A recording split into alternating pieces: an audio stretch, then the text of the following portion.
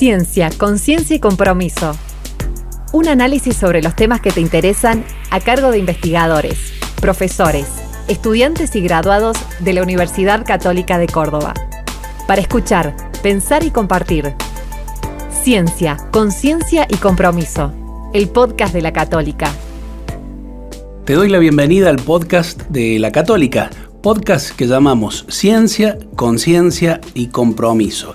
3 valores que coinciden, podemos decir, con las necesidades que tenemos en este año electoral los argentinos y particularmente los cordobeses, que si hay balotaje a nivel nacional, balotaje presidencial, vamos a votar 5 veces durante este año. Ciencia, conciencia y compromiso son precisamente valores que deberíamos tener en cuenta también a la hora de preparar nuestro voto, nuestro sufragio. Por eso queríamos destacar esto y hablar porque sabemos bien la importancia que tiene el sufragio, tanto como que podemos decir define lo que es la participación ciudadana y la democracia. Para hablar de esto hemos convocado aquí a nuestro podcast a César Murúa, que es politólogo, es licenciado en Ciencia Política, máster en Políticas Sociales y Dirección Estratégica, docente e investigador de nuestra universidad y de la Escuela de Negocios, el ICDA, que tanta alegría nos ha dado con tanta gente de buena calidad que sigue trabajando aquí con nosotros. Bueno, César, bienvenido al podcast de la Católica. ¿Cómo estás? Muchas gracias, Javier. Muy bien. Muchas gracias por la invitación. La pregunta primero es ¿por qué tenemos que tomarnos el trabajo de votar, de preparar el sufragio? ¿Por qué es tan importante el voto? Bueno, en primer lugar porque es un trabajo, es una forma de aportar a la construcción y a la consolidación de la sociedad. Nosotros vivimos en una sociedad organizada a partir de ciertos principios esenciales, uno de los cuales tiene que ver con la participación de la ciudadanía en los procesos gubernamentales a través de sus representantes. La forma en la que se legitiman las autoridades que gobiernan nuestra sociedad es el mecanismo electoral. Entonces, eso que a veces puede ser interpretado como una carga o como una situación incómoda o desagradable incluso de tener que ir a votar, en realidad es un aporte esencial que cada uno de nosotros como ciudadano puede hacer al sostenimiento del orden social en el que vivimos. Entre otras cosas porque los sistemas electorales son el mecanismo de acceso a el conjunto de reglas de acceso al poder político, para el ejercicio del poder político y en consecuencia para el gobierno de las sociedades. Y además de esa cuestión procedimental, es la forma a través de la cual las personas pueden ejercer funciones de gobierno dentro de la sociedad. Es un mecanismo legitimador de ese ejercicio de la autoridad. Entonces, el aporte que cada uno de nosotros pueda hacer en los diferentes roles que decidamos asumir. Generalmente los procesos electorales son extensos, tienen distintas etapas y cada uno de nosotros puede asumir distintas funciones en ese proceso. Desde simplemente limitarnos a, como un ciudadano más, participar en la elección y votar y expresar nuestras preferencias, podemos tomar la decisión de involucrarnos en el proceso electoral, participar, competir en las elecciones, aspirar a desempeñar una función pública. ¿Y qué pasa si no vamos a votar? Mucha gente últimamente está un poco desinteresada, enojada con la política, con los políticos y dice, no, que vamos a ir a votar, hay que tomarse el trabajo. ¿Qué puede pasar en un sistema democrático, en una sociedad donde quienes conceden su representación a otras personas no los votan, no los eligen? A los politólogos nos gusta conceptualizar muchas cosas, entre otras, qué sucede cuando en las elecciones hay bajos niveles de participación o los candidatos, las opciones electorales se dispersan excesivamente, entonces los principales candidatos obtienen bajos niveles de votación, de porcentaje de votación, y es lo que se denomina la legitimidad de origen. Se puede ver afectada la legitimidad de origen. La legitimidad de origen tiene que ver con los mecanismos a través de los cuales un partido político o un determinado grupo político gana una elección y accede al poder. Eso es lo que te da el primer impulso. esa legitimidad de origen se puede ver afectada o por el porcentaje de votos que alcanzaste en la competencia, que puede ser demasiado bajo. Para eso en algún momento creamos el mecanismo en Argentina, el mecanismo del balotaje. Vos decías, si llegamos a tener balotaje y segunda vuelta, bueno, esa segunda vuelta es un mecanismo que se incorporó en la reforma constitucional del año 94 para reforzar la legitimidad de origen de quien llega a la función, en este caso de presidente de la nación, a liderar el Poder Ejecutivo Nacional. Pero además de ese mecanismo de legitimador en términos electorales, de ese grupo que accede al poder, es muy importante que no se vea afectada al mismo tiempo la legalidad del proceso, ¿sí? Es decir, el proceso electoral debe seguir una serie de pasos y elementos fundamentales, de reglas electorales que son esenciales para garantizar la transparencia y la legalidad. Todos los procesos electorales tienen todo un conjunto de reglas, ¿sí?, muy importantes para garantizar la transparencia de ese proceso y el ejercicio de los derechos fundamentales por parte de los ciudadanos. Pero además, en el caso de que no solamente consideremos la cantidad de votos que obtuvo ese partido político, que triunfó en las elecciones, o el cumplimiento de las reglas esenciales, sino que también veamos los niveles de participación. Argentina tiene un sistema en el cual el voto es obligatorio. Esa es otra regla que hemos creado justamente para tratar de forzar que mayoritariamente los ciudadanos se involucren y respalden con su voto, le brinden esa legitimidad de origen a un gobierno. ¿Qué sucede cuando no vamos a votar? Bueno, en primer lugar se puede ver afectada esa legitimidad de origen. Lo que sucede es que en la práctica la legitimidad de origen por sí sola no es una condición suficiente para garantizar los resultados, la continuidad y la fortaleza de un gobierno en el largo plazo. Tenemos casos de gobiernos que tienen altos niveles de legitimidad de origen y que luego, en lo que se conoce como el ejercicio de la función pública, paulatinamente esa legitimidad se va perdiendo, ese apoyo ciudadano se va degradando. Entonces, los gobiernos empiezan a tener mala imagen, descontento popular, que se puede expresar de distintas maneras. O al revés. Los que empiezan con baja legitimidad de origen porque tienen pocos votos y después crecen. Ese ejemplo que vos mencionas, nosotros en Argentina en los últimos años, lo reiteramos siempre, lo decimos siempre en clase, afortunadamente todas las cuestiones que en los libros se plantean de manera teórica, nosotros en un ciclo bastante corto en nuestro país hemos tenido ejemplos para recordar y señalar de una manera muy clara. Hemos tenido gobiernos con altísimos niveles de legitimidad de origen, ganando en primera vuelta sin tener que ir a una segunda vuelta, con coaliciones amplias y respaldadas por el voto, por ejemplo en las elecciones de 2019, que progresivamente, con el ejercicio de la función, esa legitimidad de origen se fue perdiendo, ese apoyo popular se fue perdiendo, o, en el caso que señalabas vos, en las elecciones de 2003, por ejemplo, ¿sí? En las elecciones con un alto nivel de fragmentación de la oferta electoral, ¿sí? 6 candidatos principales, reconocidos, que eran desprendimiento de anteriores fuerzas, 3 que se habían originado en el peronismo y 3 originados en el radicalismo. Para hacer un poquito de historia, Carlos Menem, Néstor Kirchner y Adolfo Rodríguez Sá, proveniente de lo que era el peronismo, 3 candidatos peronistas, y 3 candidatos que eran desprendimientos del radicalismo: Elisa Carrió, Ricardo López Murphy y Leopoldo Moró. Esos eran los 6 principales candidatos que en aquel momento captaron la mayoría de las voluntades electorales. Y los 2 primeros, que eran Néstor Kirchner y Carlos Menem de hecho gana aquella elección en 2003, ninguno de los 2 superó el 25% de los votos. Entonces había un muy bajo nivel de legitimidad de origen. Se van al balotaje, Menem finalmente no se presenta, Néstor Kirchner asume con esa debilidad, ¿sí?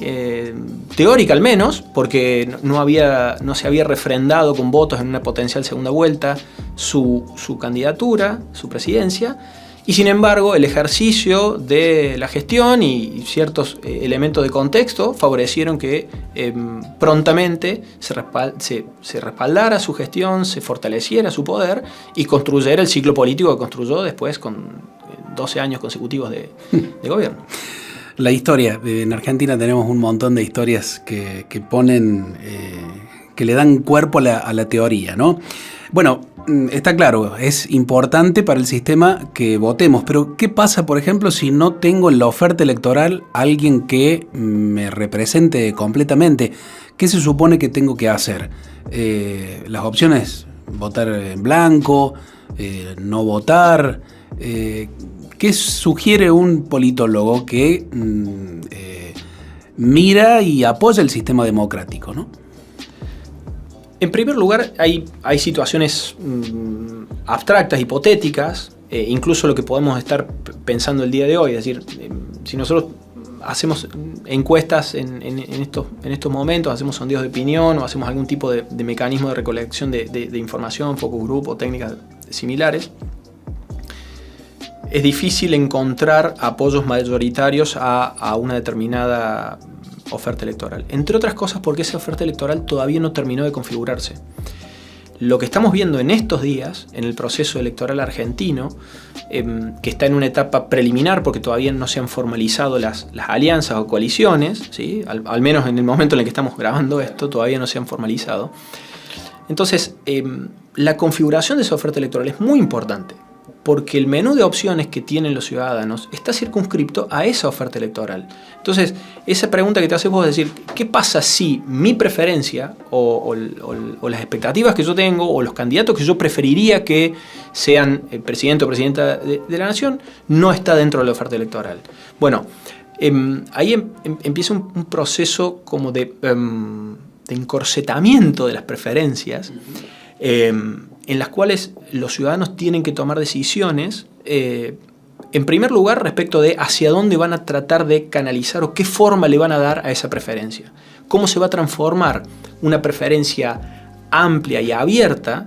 A veces ni siquiera es por una persona, es por una idea. Las personas dicen, bueno, voy a tratar de votar al candidato que postule tal cuestión en relación a la economía, a la sociedad, a cualquier aspecto de su vida, a cuestiones éticas incluso. Pero no encuentra un reflejo de esa preferencia en la oferta electoral. Entonces puede empezar a intentar orientarse hacia lo más próximo, lo que más se asemeje, lo que incorpore de alguna manera esa preferencia. Y eso es lo que explica por qué los partidos, del otro lado, ante esos escenarios, incluso con un candidato que encabece la propuesta y la oferta electoral muy marcado por un determinado perfil, intenta ampliar las coaliciones, ya sea en la composición de los partidos, intenta acumular la mayor cantidad de sellos partidarios que de alguna manera reflejen alguna idea que atraiga a votantes que no se sientan atraídos por la figura o la persona del candidato, pero que sí lo hagan de alguna manera, por ejemplo, por la identidad de los partidos que lo componen, o amplían excesivamente el discurso. Entonces comienzan a plantear propuestas de amplio espectro, excesivamente genéricas, o incluso hasta a veces contradictorias, porque en el afán de... Eso es lo que, de nuevo, la ciencia política llama los partidos atrapa todo. Son partidos que amplían enormemente su alcance, su espectro, la preferencia, e intentan barrer con todo lo que puedan. En esas situaciones, del otro lado, naturalmente, el ciudadano tiene que... Acá hay un... Casi que te diría, es más una preferencia o un modelo ideal que una situación concreta y específica, porque cada uno de los ciudadanos toma una decisión de acuerdo a sus propias racionalidades, sus preferencias, sus experiencias, la trayectoria, la historia de vida, la tradición de su familia. Hay una infinidad de factores que inciden en la decisión del voto.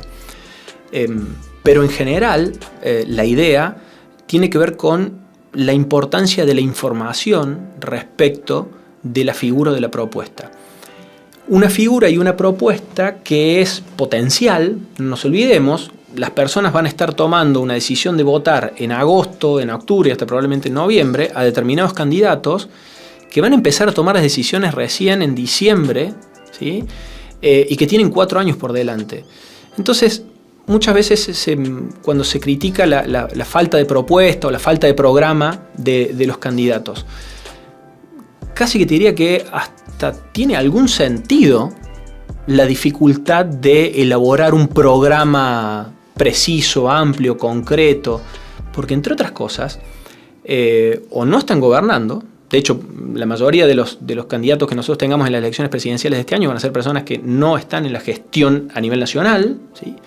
Entonces no conocen detalles respecto de cuál es la situación del gobierno, ¿sí? La información, hay infinidad de situaciones que se descubren en el momento en que los gobiernos asumen. En ese momento, ahí empiezan a descubrir en qué estado está la cosa. Entonces, es muy difícil que 6 meses antes armen una propuesta certera, precisa, factible. Entonces hay una preferencia muy fuerte en el discurso por evitar la propuesta concreta y correrse hacia el espectro, hacia el espacio de las emociones, los sentimientos, ¿sí? Tratar de generar empatía, ¿sí? Desde el punto de vista del candidato, el electorado primero me tiene que conocer. Segundo, tiene que tener una imagen relativamente positiva de mí, de mi propuesta, de mi partido, de mi coalición, etc. Luego tiene que tener la intención de votarme. Y finalmente tiene que votarme. Entonces son 4 escalones que tiene que ir transitando una candidatura, una oferta electoral. Y todos estos escalones, vos como politólogo profesional que sos, o el politólogo que es independiente también, que no trabaja para un partido, que no está contratado ni tiene una preferencia político-ideológica, hace esta revisación, a lo mejor te sale de puro conocimiento o práctica que tenés, pero ¿qué se le puede decir en general a las personas? ¿Qué ejercicio hay que hacer? Hay que saber la propuesta, hay que conocer al candidato, hay que saber si alguna vez o no, repasar la historia, si ha mentido o no, si es capaz de hacer tal. ¿A qué hay que estar atento en la campaña, por ejemplo? Bueno, los politólogos no votan mejor que los demás ciudadanos, afortunadamente, y sus votos valen exactamente igual que uno, que los demás. No tienen decisiones más óptimas que los demás, entre otras cosas porque forman parte de una comunidad y están atravesados por las mismas ideas, preferencias y tradiciones que los demás miembros de la comunidad. Probablemente puede tener el ojo más entrenado para detectar algunos factores que tienen que ver con las capacidades de gobierno, con las trayectorias, o el hecho de dedicarse constantemente al tema o estar atento sistemáticamente a la dinámica política, puede que tenga un cúmulo mayor de información para evaluar. Pero la punta del ovillo viene siempre por el lado de la información. Es decir, en qué medida los ciudadanos en general, al momento de tomar una decisión de voto, lo hacen a partir de información clara, certera, precisa, y eso luego pasado por el tamiz de sus preferencias, de sus valores personales, ¿sí? No todos tenemos el mismo espectro axiológico ni las mismas preferencias. Entonces, naturalmente, lo que a vos te puede resultar valorable, para mí no lo es y lo descarto de plano, ¿sí? Entonces, probablemente estemos evaluando al mismo candidato con los mismos antecedentes y sin embargo vamos a tener preferencias completamente distintas porque probablemente la diferencia pueda venir por el lado de los valores de las personas. Y me parece que ahí hay un punto interesante. En el vendaval, en el frenesí de la sobreinformación, de la espectacularización de la política, de la dinámica de la clase política entrando al universo de las redes sociales para tratar de competir por llamar la atención y captar audiencias y demás, suele tener dinámicas que los llevan a caer en las reglas de las redes sociales. Las reglas sociales, las reglas de las redes sociales hoy tienen más que ver con lo efímero, lo veloz, la cultura de la cancelación. Te podés convertir en un consumo irónico.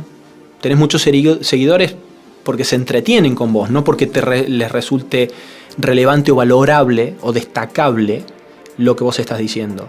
Entonces, una cuestión es ser un boom en redes sociales y que tengas un montón de seguidores, que mucha gente le parezca divertido o entretenido o interesante o disruptivo lo que haces o lo que decís. Y otra cosa es que las personas tomen la decisión. Y acá me parece que vuelvo al punto inicial que vos planteabas, esta idea del trabajo, bueno, el trabajo de votar. Yo creo que es trabajo en el sentido de compromiso, de aporte comprometido a la causa. ¿Sí? Eso es un trabajo, ¿no? Un aporte comprometido a la causa. Entonces, votar es un trabajo desde el momento en que lo consideramos un aporte comprometido a la causa de la construcción de la sociedad. Y de la manera y con el grado de responsabilidad que cada uno asuma ese trabajo, ese desafío, implicará el tiempo que cada uno de nosotros le dedique. Porque eso es costoso. Costoso en términos del tiempo que uno le tiene que dedicar, del tiempo físico, material, mental, de pensar, evaluar, tomar una decisión. Es mucho más rápido e intuitivo tomarlo en el plano emocional o en el momento, ¿sí? Es decir, bueno, a ver, me acuerdo que tal o cual es... ¿A quién elijo? ¿A quién elijo? Es decir, bueno, la cara me parece más, me transmite tales o cuales sensaciones, uno u otro. Porque de lo contrario, hacer todo el proceso es bastante costoso y no es garantía tampoco de efectividad. ¿Por qué? Porque hay una brecha grande entre la propuesta o la oferta que se le plantea, el contrato electoral originalmente planteado desde el candidato hacia los ciudadanos, con lo que luego termina siendo la gestión efectiva de ese gobierno. Entonces, no es sencillo, pero la importancia que tiene la decisión de voto nos llama a asumirlo con responsabilidad y con compromiso. ¿Ha estudiado la ciencia política este fenómeno que aquí en Argentina adquirió un nombre propio, que es la borocotización? Es decir, aquellos dirigentes que ante una cuestión electoral o si tienen que ocupar un puesto o no antes de la elección, dejan su partido y sin ningún prurito se van al otro totalmente distinto. También tenemos un concepto para eso, se llama transfugismo político. La idea de cambiar de partido incluso dentro del espacio por el cual uno accedió a ese cargo y pasarse a otro espacio. Eso es muy común generalmente en los ámbitos legislativos, ¿sí? Dirigentes que son elegidos por un partido político y que luego se pasan a otro. Hay cuestiones del sistema que hacen que ese paso de un espacio a otro sea más o menos relevante o más o menos determinante.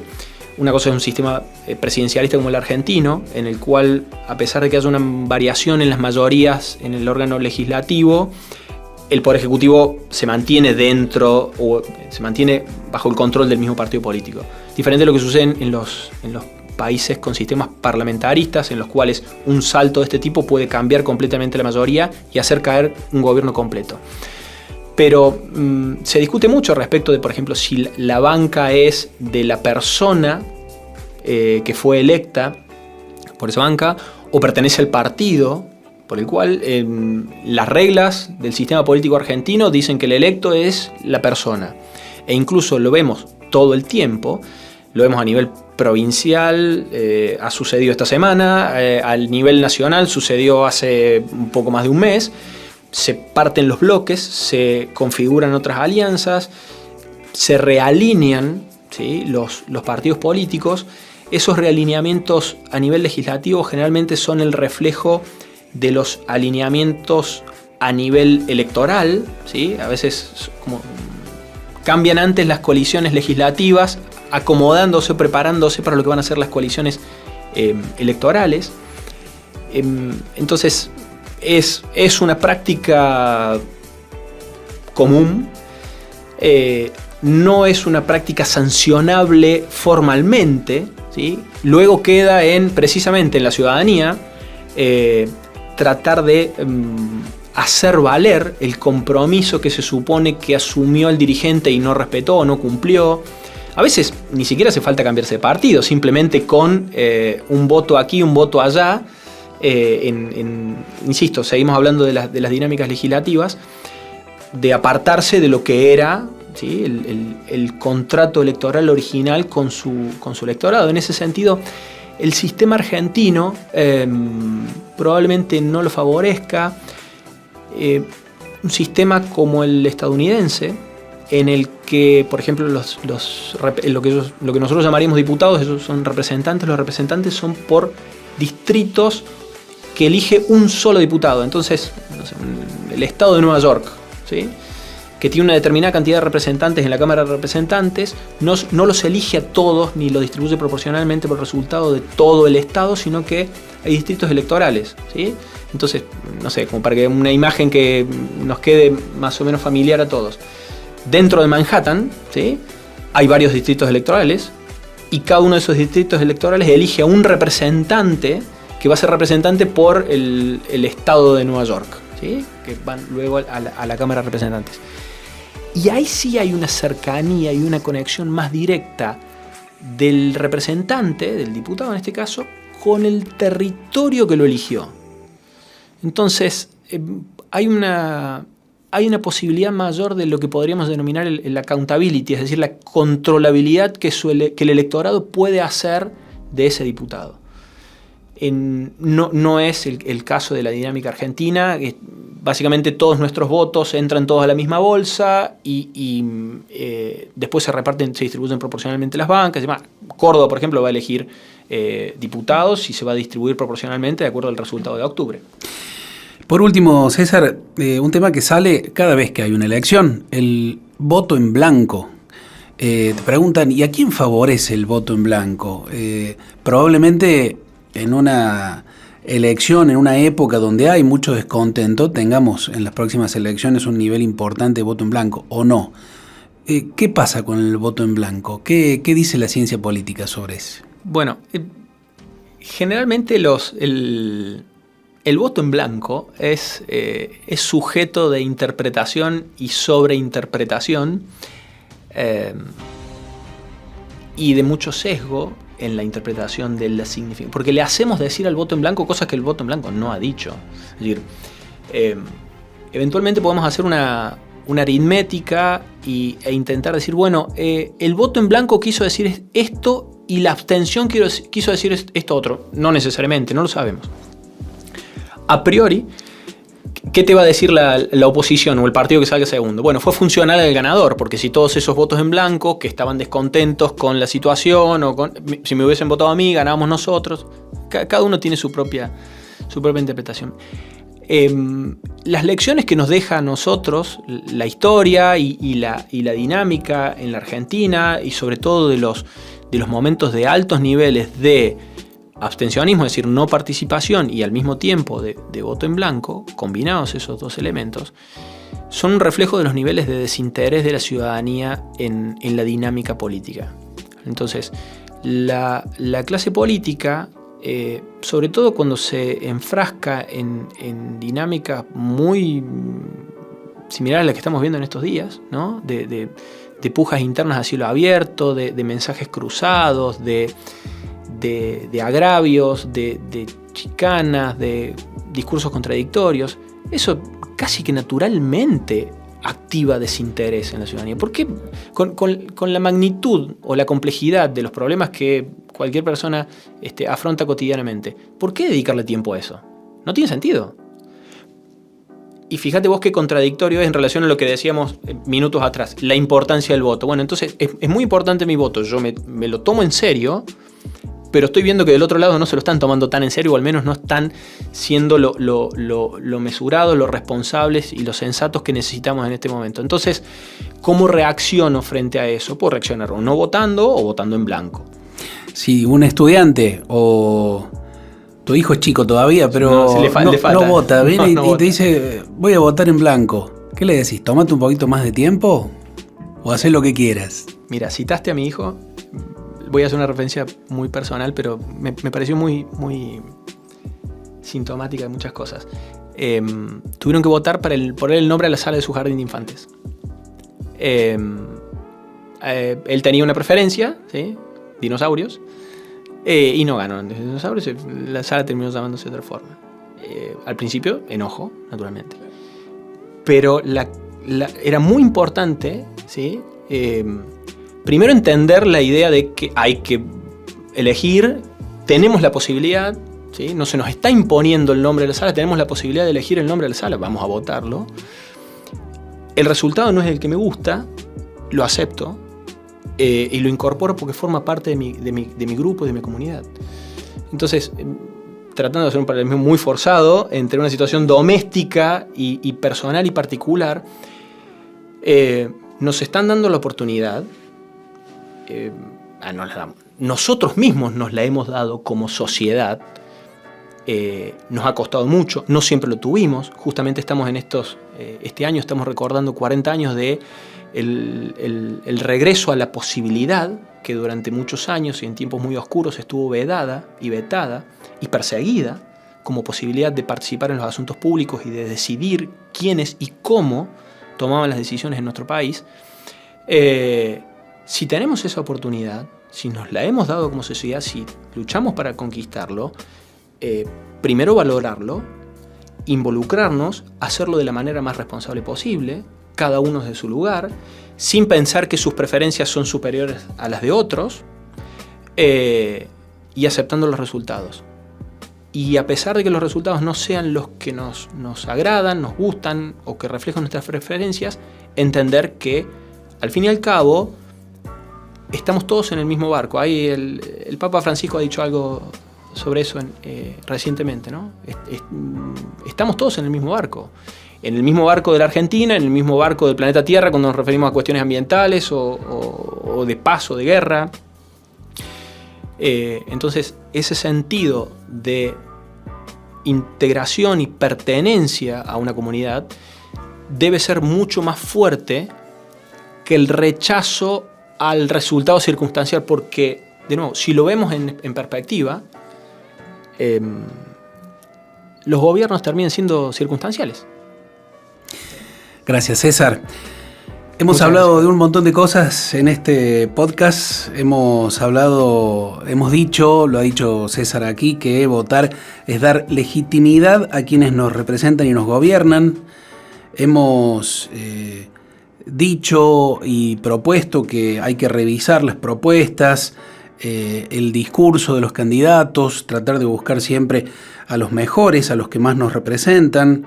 Hemos hablado de que el voto de un experto vale tanto, tiene tanto valor como el voto de cualquier ciudadano, el tuyo que nos estás escuchando o viendo. Hemos hablado del transfugismo, del voto en blanco, pero me quedo con dos cosas. Uno, que votar construye a la sociedad, como dijo César. Y la otra, que es lo que dijo el Papa Francisco y que tiene que ver en esto, en el de construir comunidad: nadie se salva solo. Con estas frases, con este pequeño resumen, cerramos este podcast de La Católica, una edición más, Ciencia, Conciencia y Compromiso. Gracias por estar allí. Gracias por sumarte a un nuevo episodio de Ciencia, Conciencia y Compromiso, el podcast de La Católica. Si te hizo pensar, compartilo. Seguinos en Spotify y las plataformas más importantes.